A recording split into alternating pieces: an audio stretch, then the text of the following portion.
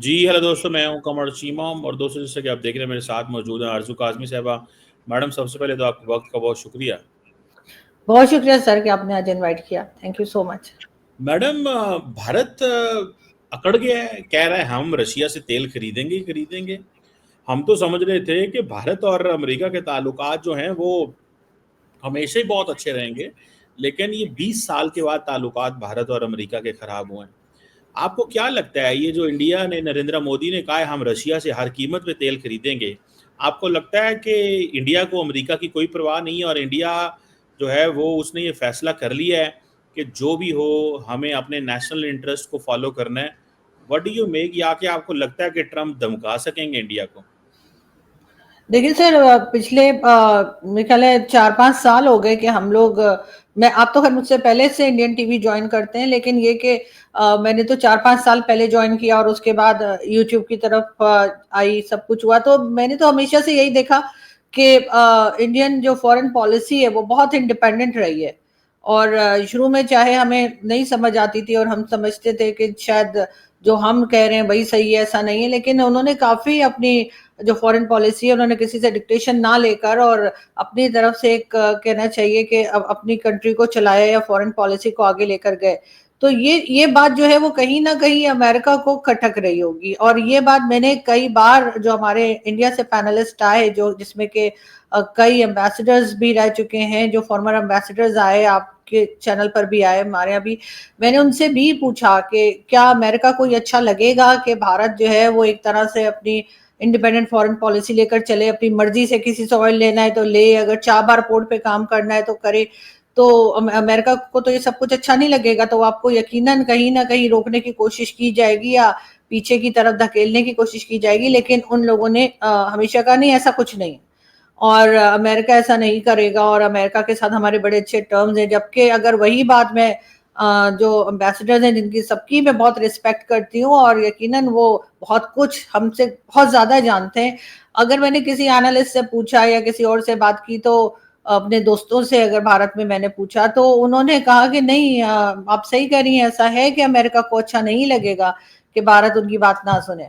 लेकिन आज अगर मैं देखूं तो मुझे वही चीजें होती हुई दिखाई दे रही हैं जो कि मुझे लगा था शुरू में कि अमेरिका अच्छा नहीं समझ रहा कि भारत एकदम उसमें से निकल जाए, उनकी बात ना सुने और उनके काबू से निकल जाए। वो तो यही चाहते हैं ना कि जो कंट्री भी हो वो उनके हिसाब से चले, चाहे वो पाकिस्तान हो चाहे हिंदुस्तान हो। तो इसलिए उन्होंने एक स्टेटमेंट दे दिया कि जी ये ऑयल नहीं खरीद सकते और ऑयल लिया तो सैंक्शंस लगा देंगे। ये उन्होंने चाबार पोर्ट के टाइम पर भी यही बात की थी ईरान को लेकर। लेकिन भारत जो है वो मुझे नहीं लग रहा कि वो अमेरिका की इस वक्त सुनने के मूड में है। लेकिन कुछ भी कहिए, अमेरिका सुपर पावर है, कहीं ना कहीं से हो सकता है किसी किस्म का प्रेशर जो है उनके ऊपर बिल्ड किया जाए, क्योंकि एक तरफ कहते हैं कि इनकी इकोनॉमी के बारे में भी उन्होंने कह दिया कि डेड इकोनॉमी है, कभी कुछ कह दिया। तो ये तमाम चीजें यकीनन थोड़ा मेरे ख्याल है डराने धमकाने की कोशिश की जा रही है। लेकिन मैडम, आपको नहीं लगता कि इंडिया जैसा बड़ा मुल्क जिसकी 1.4 बिलियन की पॉपुलेशन हो, बड़ी मार्केट, और अमेरिका का यू टर्न, ये तो मतलब आपको, हमें तो चलो बाहर बैठे हुए पाकिस्तानी तो खुश हो रहे होंगे फ्रैंकली स्पीकिंग के जी इंडिया अमेरिका के ताल्लुकात खराब हो रहे हैं, लेकिन इंडिया के अंदर आपको क्या लगता है सेंटीमेंट्स हो सकते हैं कि उसके साथ दगा किया गया है, झूठ बोला गया है उसको, भरे बाजार के अंदर इस तरह की बातें उसके एक दोस्त या एलआई के बारे में करना, आपके ख्याल में इंडिया में क्या सेंटीमेंट्स हो सकते हैं? सर जाहिर है इसको, इस चीज को अच्छे तरीके से नहीं लिया जा रहा होगा और जो पोजीशन है वो अपने लिए इस्तेमाल करेगी इसको। वो एक उनके लिए प्लस पॉइंट हो जाएगा कि देखो जी मोदी जी की गवर्नमेंट को क्या कहा जा रहा है। और जो गवर्नमेंट है वो जाहिर है उसको भी लग रहा होगा कि भाई ये तो हमारे दोस्त है। लेकिन ज्यादातर धोखे और ज्यादातर जो नुकसान होते हैं वो ये याद रखना चाहिए वो दोस्तों की तरफ से ही आते हैं। इसलिए कि दुश्मनों से तो आप वैसे ही अलर्ट रहते हैं। आपको रहता है कि जी अगर आप कंट्रीज की बात ना भी हो, इंडिविजुअल भी हो, तो जिन लोगों के साथ हमारी बनती नहीं है या वो नहीं है उनसे तो हम वैसे ही अलर्ट रहते हैं कि ये हमारे बारे में क्या बात करेंगे, ये हमें क्या नुकसान पहुंचा सकते हैं। लेकिन दोस्तों के ऊपर तो आपको भरोसा होता है, उनके ऊपर तो आपको यकीन होता है कि ये तो हमारे बारे में ना कोई बात करेंगे ना हमें कोई नुकसान पहुंचाएंगे।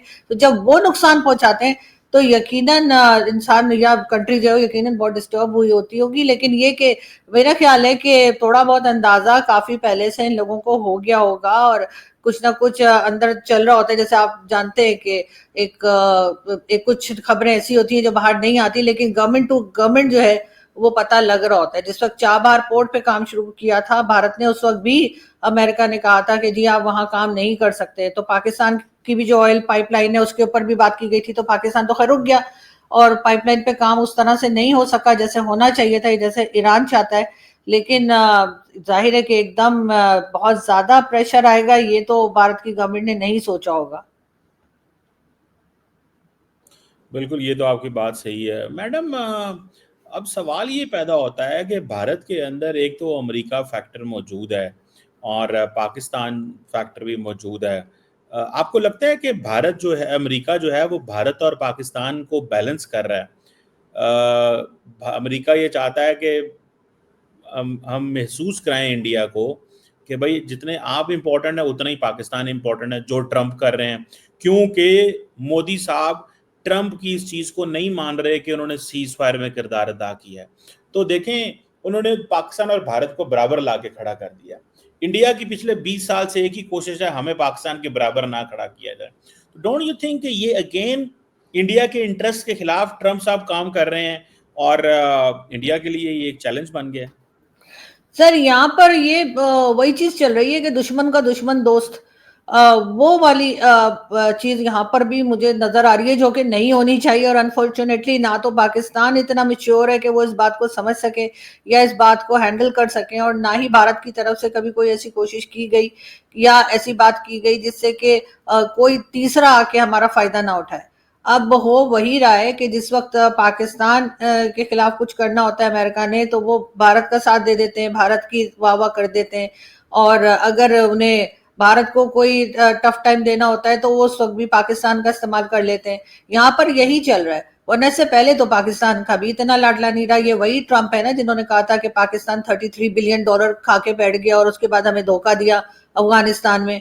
ये ट्रंप के ही स्टेटमेंट है ना, अगर मैं गलत नहीं हूं तो। और इसी तरह की कई चीजें जो है, हिलरी क्लिंटन ने कह दिया कि जी आप बैकयार्ड में सांप पालेंगे तो आपको डसेंगे। पाकिस्तान के खिलाफ कोई एक नहीं, बेशुमार स्टेटमेंट्स जो है वो अमेरिकन जो है, चाहे वो प्रेसिडेंट हो, चाहे गवर्नमेंट हो या गवर्नमेंट ऑफिशियल्स हो या बाहर कोई भी हो, उनके स्टेटमेंट्स मौजूद हैं। तो पाकिस्तान अचानक से इतना लाडला हो गया कि पाकिस्तान का टैरिफ भी कम करके उन्होंने 29 से 19% कर दिया। उसके बाद हमारी लीडरशिप को भी वो कह रहे हैं कि जी ये तो बड़े ही इंटेलिजेंट किस्म के लोग हैं। खैर इंटेलिजेंट तो हैं, अमेरिका को जितना चूना हमने लगाया है शायद ही दुनिया में कोई लगा पाया होगा। पैसा भी खा गए, डकार भी नहीं मारी, और उसके बाद हम ही जो है वो विक्टिम भी हम ही है, हम ये गाना गा रहे हैं। तो जाहिर है वो तो ट्रम्प ने ठीक ही कहा है कि भाई बहुत इंटेलिजेंट लोग हैं, क्योंकि जो जिस तरीके से हमने चाइना को और सऊदी अरब को और अमेरिका को चूना लगाया है और जो पैसा खाया है, और उसके बाद हमने कह दिया कि जी हम तो खुद विक्टिम है टेररिज्म के। वो बेचारे आज तक अपना सर पकड़ के, मैंने सुना है ट्रम्प साहब कमरे से बाहर नहीं निकल रहे कि लोग क्या बोल रहे हैं। लेकिन इसी तरह की तारीफें हमारी, फिर हमारे ऑयल निकल आया। उन्होंने सोचा इंडिया को थोड़ा टफ टाइम देते हैं, अच्छा उधर भी उनको आराम नहीं आया तो उन्होंने कह दिया कि जी भारत पाकिस्तान से ऑयल खरीद सकता है। ये पता नहीं कौन से ऑयल की बात कर रहे हैं। वो ऑयल है जो गवर्नमेंट ने ऑलरेडी आवाम का निकाल के रखा है। जिस तरह से यहाँ पे महंगाई और सब चीजें चल रही हैं तो पब्लिक का ही ऑयल निकला हुआ है। बाकी ऑयल का है वो तो इमरान खान ने भी 200 साल की गैस निकाल दी थी और क्या कर दिया था। तो इस वक्त अमेरिका सिर्फ पाकिस्तान को इस्तेमाल कर रहा है। भारत के साथ उनकी हमेशा से दोस्ती रही है, लेकिन इस वक्त उन्हें भारत की कुछ बातें शायद पसंद नहीं आ रही हैं। और उनको ये बताने के लिए, ये जताने के लिए कि जी हमारे हिसाब से चलोगे, हम बॉस हैं, हम ही सब हैं और हम सुपर पावर हैं तो सही है, नहीं तो फिर हम तुम्हें हर जगह पर लेट डाउन करेंगे। 25% टैरिफ उन पे लगा दिया। पाकिस्तान ने तो हर जीरो टैरिफ रखा है, पाकिस्तान मंगाता ही क्या है जो टैरिफ रखेगा उसके ऊपर अमेरिका पर। तो यकीनन ये तमाम चीजें जो है इस वक्त गेम का हिस्सा हैं, और पाकिस्तानियों को या पाकिस्तान के गवर्नमेंट और उन लोगों को जो गवर्नमेंट लाते हैं उनको ज्यादा खुश होने की जरूरत है, इसलिए कि कभी भी दूसरी तरफ से जो है लोग आ सकते हैं और दोबारा से इंडिया फेवरेट हो सकता है। हमारे यहाँ तो पहली मिठाइयां बढ़ जाती हैं, अभी बात हुई नहीं और वाह वाह जी हमारे डिफेंस मिनिस्टर भी शुरू, तो हमारे प्राइम मिनिस्टर भी वाह वाह कर रहे हैं, ये देखो जी इंडिया का ये वाली आदत जो है ना हमारी, ये कि हम सुखी हैं क्योंकि हमारा पड़ोसी दुखी है, ये वाली स्ट्रैटेजी हमारी जब तक नहीं चेंज होगी ना, हमारा कुछ नहीं बनना। तो मैडम आप समझती हैं कि अमेरिका, सऊदी अरब, दुनिया का हर मुल्क के हम पैसे खा गए, मतलब ये बातें की जा रही हैं, अल्हम्दुलिल्लाह। तो डकार मार गए। तो आप क्या समझती हैं वो मुल्क बेवकूफ हैं, वो तो 1 रुपया नहीं किसी को देते। तो ऐसी क्या, पंजाबी में कहते हैं गिदड़ सिंगी है हमारे पास, कि हम पैसे भी खा गए, कुछ किया भी नहीं, डकार भी गए, और वो फिर आपके पाँव में आके बैठ गए हैं, हजूर हमें अपना बना लीजिए। ये क्या ऐसा पाकिस्तान करता है, इसमें जरा रोशनी आप डालें ना, कोई तो चीज ऐसी है। सर जाहिर है कि हमारे यहाँ जो है हमारे बड़े बड़े खिलाड़ी सर यहाँ पे पाए गए। पाकिस्तान बनने के बाद से हमने बनाए क्या सिवाय यहाँ पे खिलाड़ी पैदा करने के? वो खिलाड़ी नहीं जो ग्राउंड में खेलते हैं, वो खिलाड़ी जो सियासत में खेलते हैं या खिलाड़ी लेकर आते हैं। तो जाहिर है हमें पैसा निकालना आता है। कभी फ्लड आ जाता है, जिसके पैसे देने होते हैं हमें वापस, वो उल्टा और पैसा लेकर आ जाता है। कभी हम फ्लड के विक्टिम्स दिखाते हैं, कभी हम कहते हैं जी अर्थक्वेक आ गया, कभी कोविड आ गया, कभी क्या आ गया, हमारे लोग भूखे मर रहे हैं, कभी पोलियो है कि पाकिस्तान से खत्म होने का नाम ही नहीं ले रहा, सारी दुनिया से खत्म हो गया, सिर्फ अफगानिस्तान और पाकिस्तान में, क्योंकि यहाँ पे फंड आता है। और जब तक ये फंड आता रहेगा यहाँ से पोलियो खत्म नहीं होने वाला। तो हमें सर तरीके आते हैं पैसा खींचने के।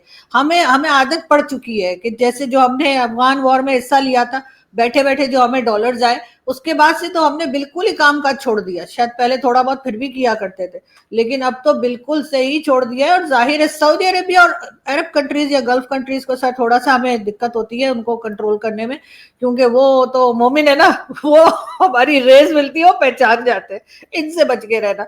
तो वो हमसे पैसा वापस ले ही लेते हैं। लेकिन जो कह लीजिए जो मुस्लिम कंट्रीज नहीं है, उनको हम अच्छा खासा चूना लगाते हैं, चाहे वो चाइना हो चाहे कुछ हो। अच्छा वैसे तो हमें बड़ा, हम कहते हैं टू नेशन थ्योरी है जी हमारी, और हम हिंदू और मुस्लिम साथ नहीं रह सकते, और हम अलग हैं वो अलग, भी क्या कहानियां हम सुनाते हैं लोगों को। लेकिन चाइना के साथ हमारी बड़ी दोस्ती है जो कि किसी खुदा को मानता ही नहीं है। तो यहाँ पे सर बात वही आ जाती है ना कि हम सिर्फ पैसे को मानते हैं, हम सिर्फ डॉलर को पहचानते हैं, तो हमें वो निकालना आता है। अब वो आर्ट किसी में नहीं है। चाइना का लोग बड़ा कहते हैं कि जी चाइना अपना पैसा नहीं छोड़ता है, चाइना कंट्रीज को ये कर।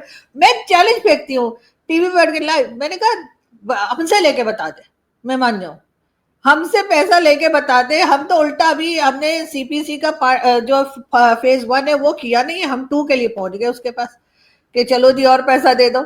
वो शी जिनपिंग के जहां वो पैसा मांगने लगता है या काम रोकने लगता है, हम उसके 2 बंदे उड़ा देते हैं, कभी बीएलए मार देता है, कभी टीटीपी मार देता है। उसके बाद फिर हमारे प्राइम मिनिस्टर प्रेसिडेंट जाके सॉरी बोल देते हैं, और उसके बाद फिर उनको कह देते हैं कि हाँ ठीक है काम शुरू कर दो। अभी भी कहा है कि जी सिक्योरिटी देंगे। अभी जो विजिट किया था हमारे लोगों ने, भाई लोग ने गए थे, और हमारे वो भी गए थे। आपको पता है प्रेसिडेंट प्राइम मिनिस्टर जाते रहते हैं।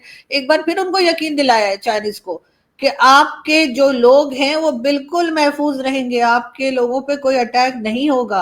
अरे आप कैसे रोकेंगे? आपने तो कोई पॉलिसी बनाई ही नहीं है, आप तो सिर्फ तमाशा देख रहे हैं बैठकर। और यकीन करेंगे पिछले कई बार ऐसा हुआ है, कभी कराची में उड़ा देते हैं, कभी इस्लामाबाद या पिंडी में उनके लोगों को मार देते हैं, और उसके बाद उनका इतना पैसा यहाँ पे फंसा हुआ है कि फिर उनको समझा बुझा के फिर लेकर आ जाते हैं।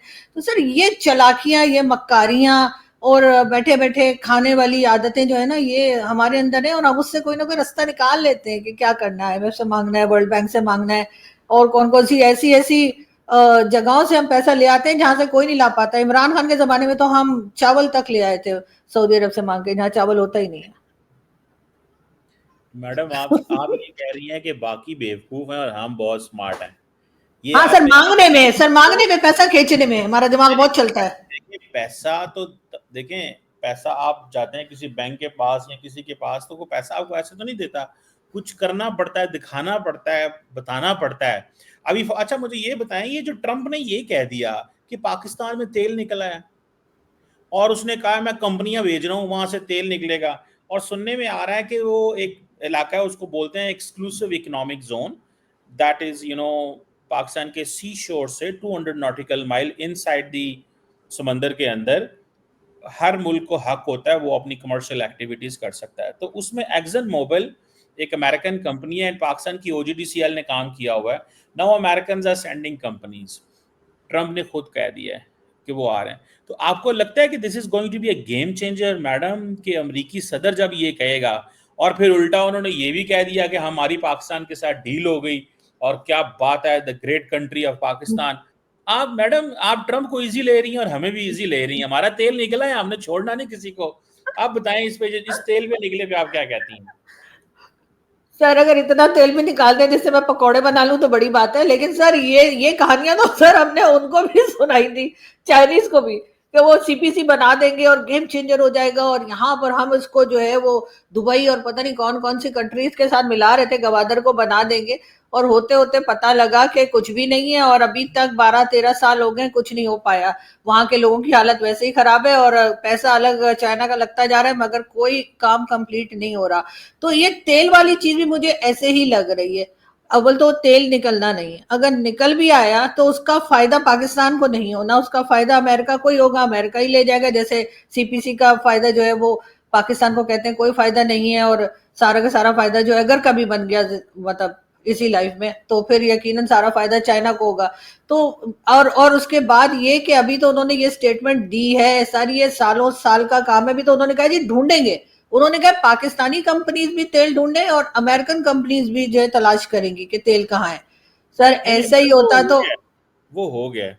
तो मैंने कहा है आपको कि कंपनीज ने वो इनिशियल जो प्रोजेक्ट है वो कंप्लीट कर लिया था। अब वो और बड़ी कंपनीज आ रही हैं फॉर लार्जर इन्वेस्टमेंट, लेकिन वो जो ग्राउंड लेवल पे काम है वो कह रहे हैं कि हो गया, ये ट्रंप ने कह दिया। मैडम, आप ट्रंप को इतना इजी क्यों लेती हैं, मुझे इस बात की समझ नहीं आती। मैं ये जानना चाहता हूँ, क्यों आप समझती हैं कि ट्रंप जो है ना हल्का ले रही हैं ट्रंप को। नहीं नहीं सर, मैं ट्रम्प आपने को कैसे। आपने अमेरिका नहीं जाना, मतलब क्या आपने क्या लड़ाई करनी है आपने ट्रम्प से? नहीं नहीं सर, ट्रम्प से क्या लड़ाई करनी है। ट्रम्प जो है वो जिस तरह की स्टेटमेंट्स दे रहे हैं, वो देखकर तो जाहिर है सभी हैरान परेशान है कि इनको हुआ क्या है। हर जगह से उनकी जो स्टेटमेंट्स आ रही, पहले तो वो अमेरिका को ही ग्रेटर अमेरिका बनाने के चक्कर में बैठे हुए हैं, उनका तो पहले ही वहां पर ही उनकी कहानी जो है वो फंस के रह जाती है। उसके बाद पाकिस्तान तो सर हमेशा से ही उनका गुलाम रहा है।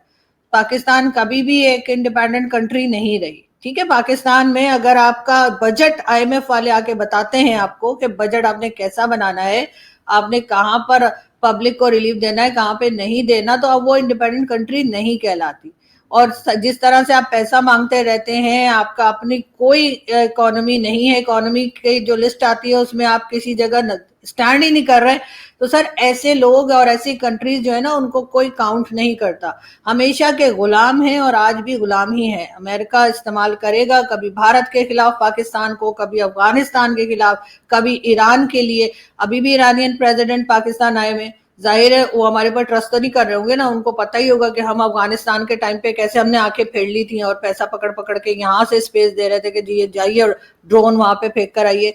और वहां पे जो वो क्या था जवारी के क्या उसका, वो भी सर वो जो टेरिस पे बैठ के चाय पीता था रोज शाम को पकौड़े खाता था, उसका भी तो हमने ही बताया था ना कि इस टाइम पे बैठता है यहाँ पर होता है। तो जाहिर है ईरान भी हम पे ट्रस्ट तो नहीं कर रहा। अब ईरान और अमेरिका के साथ इसराइल की जो टेंशन चल मैडम रही है तो ईरान उसमें तो भी सर हम तो बिकने को तैयार रहते हैं ना हमेशा। मैडम हम एक हमें। बात बताएं, 57 इस्लामिक मुल्क है, हम्म। एक पाकिस्तान वाहिद मुल्क था जिसने खुल के ओपनली अमेरिका की स्ट्राइक्स ईरान के अंदर कंडेम की थी, एक मुल्क हम्म। था, और कैटेगोरिकली कंडेम की थी। लेकिन आप अभी भी कहती हैं कि हम डबल गेम कर रहे हैं। हाँ सर हम कर रहे, इसलिए कि हम ईरान से भी तो पंगा नहीं ले सकते ना सर। ईरान हमारा बॉर्डर लगता है साथ ही, आपको तो पता है ईरान वाले तो वैसे ही किसी की नहीं सुनते। वो तो बगैर किसी बात के हमारे यहाँ के अटैक कर चुके हैं, और उन्होंने कहा था कि यहाँ पे टेरर कैंप है, और पाकिस्तान ने उसके बाद वहां पर अटैक करके कहा था कि वहां टेरर कैंप है। ये बातें तो चलती रहती हैं। तो जाहिर है कि ईरान तो इधर ही, बाकी की इस्लामिक कंट्रीज तो कभी ओआईसी की जितनी कंट्रीज है सर, ये कब किसी के लिए खड़ी हुई है? कभी हुई है किसी छोटे इस्लामिक कंट्री के लिए ओआईसी की कंट्रीज खड़ी? कभी नहीं हुई है। ये बिल्कुल पहचानने से भी इंकार कर देते हैं। लेकिन पाकिस्तान को तो जाहिर है अपनी जान बचानी है, ईरान से भी और अमेरिका से भी। इस वक्त हम बड़ी बुरी तरीके से सर फंसे हुए, मतलब एक तरफ खाई है दूसरी तरफ कुआं है, तो हम नहीं, ईरान किधर से हमें जाके क्या फिर जान जाए? बचानी है? ईरान के ऊपर तो हमने बड़ा एहसान किया है यार। हमने उनकी देखे, ईरान की पार्लियामेंट में हमारे हक में नारे लगे। ईरान की पार्लियामेंट में किसी मुल्क ने, इजराइल देखें, इंडिया जो था वो ईरान का दोस्त है, लेकिन उसने कंडेम नहीं किया इजरायली स्ट्राइक को, पाकिस्तान ने कंडेम किया। इजराइल इंडिया ने जब एससीओ ने, शंघाई कोऑपरेशन काउंसिल ने joint statement the Israeli attack on Iran, तो इंडिया ने कहा हमारा इस स्टेटमेंट से कोई ताल्लुक नहीं है, हम इसमें नहीं है। तो इंडिया ने क्या किया कि इंडिया ने जिसने स्ट्राइक की उसको कंडेम नहीं किया, जिस पे हमला हुआ उसको फोन करके कहा कि हमें बड़ा, हम वी आर कंसर्न्ड। और हमने इसराइल को भी कंडेम किया, अमेरिका को भी कंडेम किया। आज ईरान के सदर पाकिस्तान आए हैं शुक्रिया अदा करने, आप कह रही हैं, आप पुठी बातें कर रही हैं मैडम, आप जो है ना, ये क्या मतलब, मुझे तो समझ नहीं आई। सर मैं तो पुट्ठी बातें करती, लेकिन सर आपको लगता है कि इससे कोई फर्क पड़ता है अगर हम बोल दें? और वैसे बड़ी बात तो ये कि जाहिर है कि हमने तो साथ देना था उस वक्त ईरान का, क्योंकि दूसरी तरफ इसराइल था, और इसराइल में आपको पता है यहूदी है, और यहूदियों को तो हमारे यहाँ कहा गया ढूंढ ढूंढ के मार दो। तो जो कि मतलब बताया जाता है, तो फिर जाहिर है कि उनके मुकाबले में तो हमने ईरान का साथ देना ही था ना। हालांकि ये और बात है कि हम ईरान को भी काफिर कंट्री बनाने के लिए अपनी तरफ से पूरी कोशिश में लगे हुए हैं, लेकिन जहां पर ईरान और सऊदी अरब आ जाए ना, वहां पे मतलब गेम चेंजर तो वहां पर होगा सर, कि हम किसका साथ देते हैं। वो तो आजकल ईरान और सऊदी अरब की बनी हुई है, तो इस वजह से हम थोड़ा जो है वो अपने सुकून में है, वरना अगर ईरान और सऊदी अरब लड़े तो उस वक्त हम कहाँ जाएंगे, क्योंकि यहाँ पे तो ये सुन्नी कंट्री कहलाती है। हालांकि यहाँ पर जितने शिया कम्युनिटी जितनी पाकिस्तान में है, उतनी तो शायद ईरान में भी नहीं होगी, क्योंकि हर एक ने तो बैंक में खुद को शिया लिखवा रखा है ताकि वो वहां पे ज़कात न देनी पड़े। तो ये तो हमारे हालात हैं। तो जाहिर है उसमें आप क्या कह सकते हैं कि हमारे यहाँ क्या हो रहा है? हम हर हाल में पैसे के पीछे भागते हैं, और हमें कोई भी पैसा दे, चाहे अमेरिका दे चाहे चाइना दे, हम खड़े हो जाते हैं, हमारे लिए कोई मैटर नहीं करता इस्लामिक कंट्री है या नहीं है, बस ठीक है हुआ करे। लेकिन अफगानिस्तान भी तो इस्लामिक कंट्री था ना, वो और हम भी तो एक ही कलमा पढ़ते हैं। वहां क्यों हमने अमेरिका को जा जाके कहा कि ड्रोन फेंक दो और पैसा लेते रहे हम? बीस वहां साल तो हमने अलकायदा थी ना, 20 साल अलकायदा थी। सर हमने सर अलकायदा वाले कौन से गैर मुस्लिम है? वो बेचारे भी तो मुसलमान ही है ना। ये मुसलमान नहीं, मुसलमान को लेकिन वो मारता है तो दहशत गर्द तो हमें थी सही ना, है। वो लेकिन वो ग्लोबली डेजिग्नेटेड टेररिस्ट था। तो हमने अलकायदा के खिलाफ, तो हमारी जनरेशनल स्ट्रगल है मैडम, हमें दुनिया बहुत अप्रिशिएट करती है। अभी मुझे एक बात बताइएगा, अभी सेंटकॉम चीफ माइकल कोरेला पाकिस्तान भी आए हुए थे, उन्होंने क्या कहा? उन्होंने कहा Pakistan is a phenomenal counter terrorism का पार्टनर है हमारा। उन्होंने किसी के बारे में पाकिस्तान की तारीफ की, उन्होंने अमेरिकी कांग्रेस में बैठ के कहा कि पाकिस्तान हमारा जबरदस्त किस्म का पार्टनर है।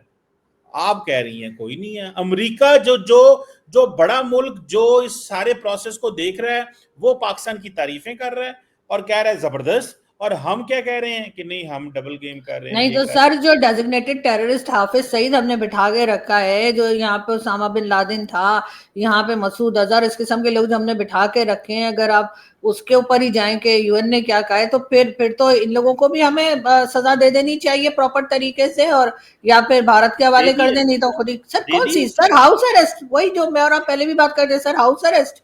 मतलब सर मैडम, मजे उसके तो, ऐसा हाउस अरेस्ट तो सबको हाई मिल जाए। हाई प्रोफाइल टारगेट को, जिसको इंडिया, जिसको ऑलरेडी एक एक कार बॉम्ब में कत्ल करवाना चाहता था, वो हाई प्रोफाइल टारगेट है। आपको पता है कि उसके घर के करीब उन्होंने लाके गाड़ी खड़ी की।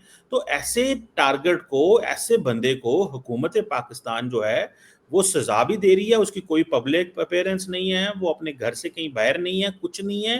तो मतलब आपको तो अप्रिशिएट करना चाहिए। आप देखें ना, घर के बाहर अगर कोई गाड़ी डेटोनेट करवा दे आके, ठीक है, आप क्या चाहती हैं ऐसे हम किसी पाकिस्तानी शहरी नहीं को तो मरवा सर दें? क्या करें सर, आरती उतारे उसकी, उसका हारकुल पहनाए उस आदमी ने जो काम किए हैं, उस पर मैडम, तारीफ उसको होनी सजा चाहिए। तो मिल गई ना, सजा मिल सर गई। ये सजा नहीं है ना सर, बात वही है ना, सजा नहीं है ना। ये सजा तो तब होती जब वो प्रॉपर उसके ऊपर केस चल के उसको जेल में डाला जाता है, जैसे इमरान खान को जेल में डाला है। मतलब इमरान खान जेल में है, लेकिन हाफिज सईद हाउस अरेस्ट है। मतलब ये बात मुझे हमेशा से अजीब लगती है कि एक ऐसा आदमी जिसने लोगों की जानें ली हैं, चाहे अपनी कंट्री में ली हो दूसरी कंट्री में ली हो, उसको आपने हाउस अरेस्ट कर रखा है, मजे में रह रहा है वो, और जब दिल करता है बाहर निकल आता है। अक्सर उसकी फुटेजेस आती रहती हैं, इधर घूम रहा है उधर उधर फिर रहा है। और अगर आप बात करते हैं इमरान खान की, तो इमरान खान तो टेररिस्ट नहीं है, इमरान खान तो प्राइम मिनिस्टर रह चुके हैं। तो इमरान खान जेल में पिछले 2 साल से, और उनको न जाने कौन कौन से केसेस भुगतने पड़ेंगे। मैं कोई इमरान खान की फैन नहीं हूं, लेकिन मैं फिर भी कह रही हूँ कि इमरान खान जेल में जा सकते हैं, जुल्फिकार अली भुट्टो को फांसी लग सकती है, बेनजीर भुट्टो जेल में जा सकती हैं, मरियम नवाज, नवाज शरीफ, शहबाज शरीफ सब जेल में जा सकते हैं, लेकिन हाफिज सईद जेल में नहीं जाएगा। क्यों? मुझे इस बात का जवाब कोई दे दे। मैडम आप तो आप देखिए ना, बंदे को सजा है, बंदा घर में बेशक हाउस अरेस्ट है, जेल है ना, एक प्रॉपर अदालती प्रोसेस के तहत उसको सजा दी गई। आप मुझे ये बताएं, आप जो हाफिज सईद के घर के बाहर सुइसाइड वो कार बॉम्ब हुआ था, वो भारत ने जारी बात करवाया था। तो अब मुझे ये बताएं कि आप, पाकिस्तान की एजेंसियां ये कहती हैं ना, इंटेलिजेंस की रिपोर्ट्स ये कहती हैं, वो बंदे भी पकड़े गए जो पेशावर से गाड़ी लेके आए, एक कराची से आया था, वो दुबई से आया था, वो सारा उन्होंने लिंक स्टैब्लिश किया, उसकी सजाएं उन्होंने दे, उन बंदों को भी सजाएं हो गई हैं जिन्होंने वो गाड़ी डेटोनेट की थी। तो एक बंदे को जेल में डालने की बजाय उसको हाउस अरेस्ट किया एक जगह पे, फॉर एग्जांपल मुझे बस एग्जैक्ट नहीं पता, लेकिन मैं जस्ट हाइपोथेटिकली बात कर रहा हूं, ताकि उसको भारत टारगेट ना कर सके। लेकिन सजा कोर्ट से हो गई हुई है and nobody has an issue, America को कोई तो प्रॉब्लम सर नहीं है। जेल में डालें ना, जेल में डालें। भारत क्यों वो भी टारगेट है, ना कर सके? वो जाके भारत में अपने लोग भिजवा के वहां पे लोगों को टारगेट कर दे, वो कोई बात नहीं, वो बड़ी इंसानियत दिखा रहा है।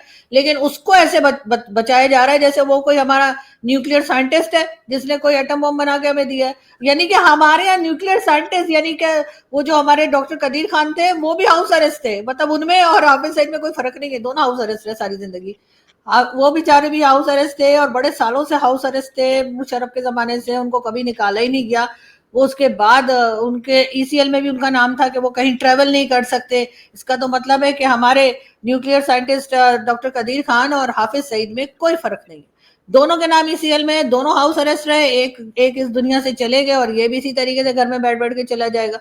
लेकिन वो टेररिस्ट तो नहीं थे ना, ये तो टेररिस्ट है और डेजिग्नेटेड टेररिस्ट है, यूएन वालों ने लिख रखा है। तो अभी जब गए थे हमारे फील्ड मार्शल साहब लंच पे, तो उन्हें कहना चाहिए था ट्रम्प से कि भाई हम तो इतने अच्छे लोग हैं, आप तो हमारी तारीफें करते नहीं थकते, तो जरा इसका नाम निकाल दीजिए डेजिग्नेटेड टेररिस्ट में से, इसको बता दीजिए कि बहुत शरीफ आदमी है, हमने तो वैसे ही हाउस अरेस्ट कर रखा है जैसे कदीर खान को हाउस अरेस्ट किया हुआ था।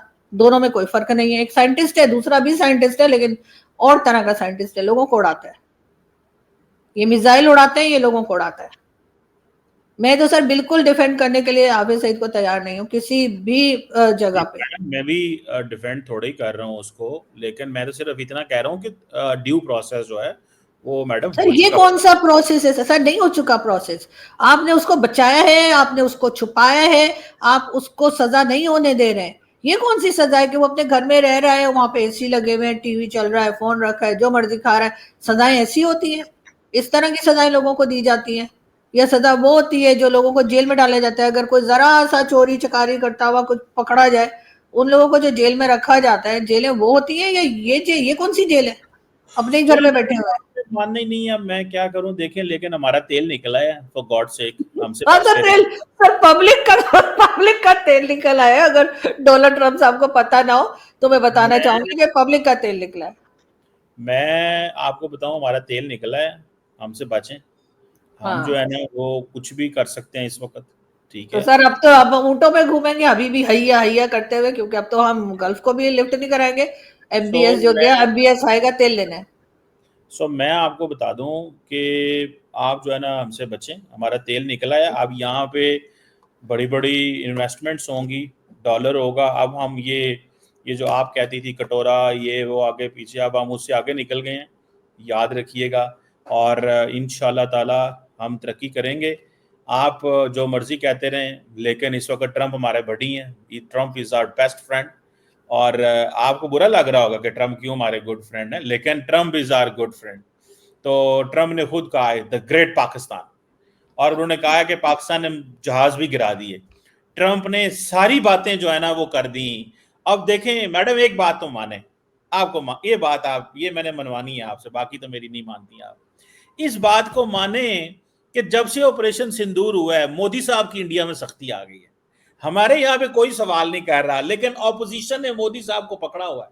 ये बात मानती है कि नहीं मानती? क्योंकि सर हमारे यहाँ सवाल करने वाले को ठा लिया जाता है, उनके सवाल करने वाले को उठाया नहीं जाता। अभी आप देखिए, मुझे ये 58 लोगों को, पीटीआई के लीडर्स को आपने 10-10 साल की सजा दी है, किस लिए?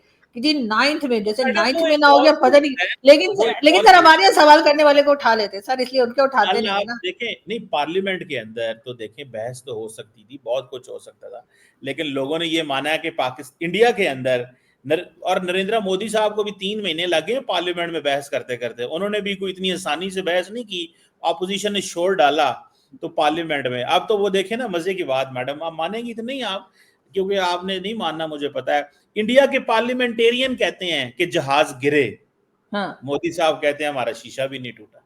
वो एक पार्लियामेंटेरियन था, पता नहीं क्या, सिंह साहब कांग्रेस का, वो कहता है मैं जहाज की तस्वीर ले आया हूँ, ये देखो ये तुम्हारा जहाज है, ये उसका नंबर है, वो कहता है हमारा कुछ नहीं हुआ।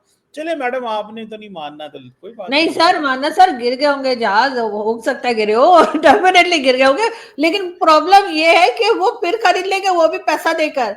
सर अब हमारे बात गिरे तो खरीदने की हमें फिर, नहीं, सर हमें फिर मुसीबत पड़ेगी। मैडम एक बात बताएं, इंडिया ने 2000 में जहाज खरीदे, 2021 में राफेल लिए, तो हमने भी लिए और मुकाबला किया कि नहीं किया? सर अच्छा किया, लेकिन सर उसके बाद जो है सर, फील्ड पे तो कोई लड़ाई हुई नहीं थी, जैसे अरे, मैंने कहा, और फील्ड आपने मार्शल पूरी फिर भी बात बन तो गए। नहीं माननी होती, पूरी बात आपने नहीं माननी होती, मैं आपको मनवा के रहूंगा, आज नहीं तो कल, नहीं तो परसों, कि देखें माने तो सही, जो जो देखें, मैं जो सही होती है बात वो माननी चाहिए, जो नहीं हो वो नहीं माननी चाहिए, हाँ, आपकी मर्जी है, वही है, फ्रीडम ऑफ स्पीच है, जो मर्जी करें।